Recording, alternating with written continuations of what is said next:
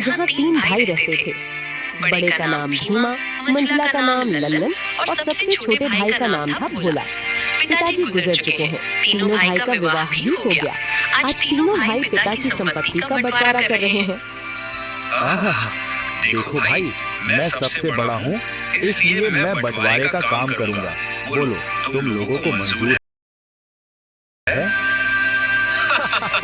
भैया मैं तो मंझला हूँ, आप जो बोलोगे मुझे स्वीकार है।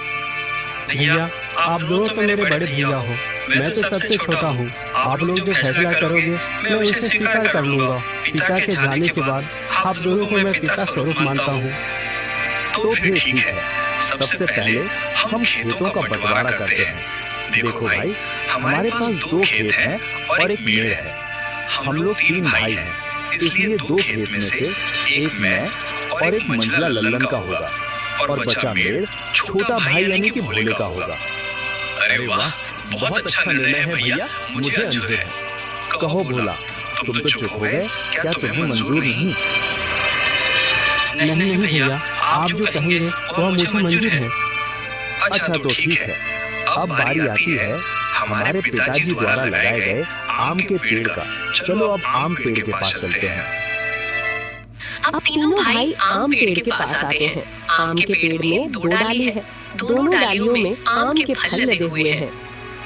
देखो भाई, ये है आम का पेड़। अब इसका बंटवारा भी कर लेते हैं। देखो, इसमें 2 डाली है और एक जड़ है। इन 2 डाली में से एक डाली मेरा होगा और एक लल्लन का होगा और जड़ भोला का होगा। बहुत अच्छा भैया, ये फैसला भी मुझे मंजूर है। आप लोग तो बड़े हो, मैं तो सबसे छोटा हूँ। मैं भला आप लोगों के बात को कैसे टाल सकता हूँ? मुझे भी मंजूर है भैया। अब तीनों भाई घर के पास आते हैं। अब घर का बंटवारा भी होना है।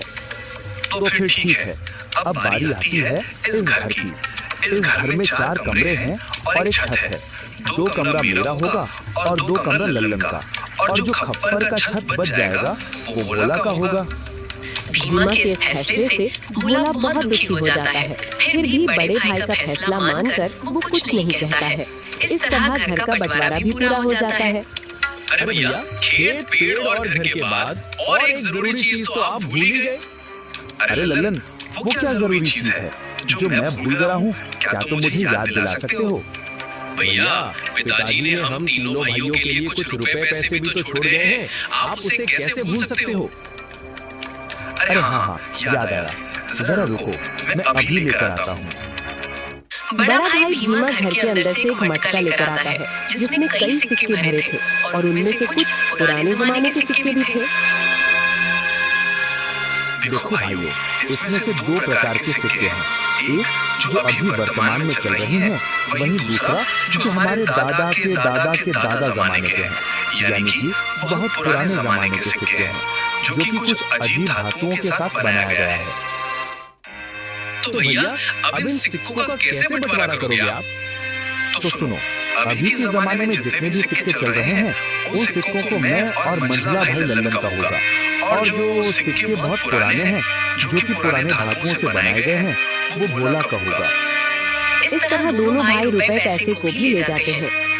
देखो भोला, पुराने जमाने के सिक्के में सिर्फ 4 ही सिक्के बचे हुए हैं। तुम चाहे तो इन 4 सिक्कों को ले जा सकते हो। और बहुत ही पुराने जमाने के 4 सिक्के भोला को देते हैं। भैया, आप दोनों तो सारे रुपये पैसे ले लिए।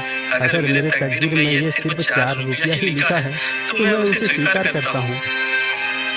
भोला अपने हिस्से के 4 सिक्कों को लेकर घर के अंदर जा ही रहा था कि तभी बड़ा भाई रोककर कहता है, अरे भोला, तू पगला गया है क्या? तूने सुना नहीं?